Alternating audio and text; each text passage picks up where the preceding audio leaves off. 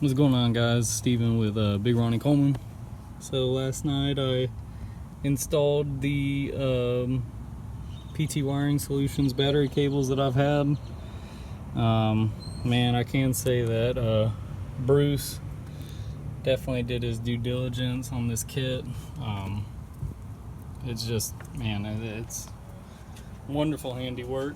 A lot of time and effort obviously went into this. To this kit. Very grateful that I was able to have this. Yeah, it's definitely a good little kit.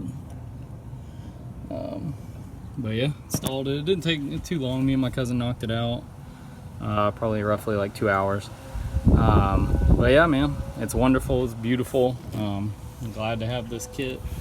And see y'all guys in the next video. 6'5", Schmix 5.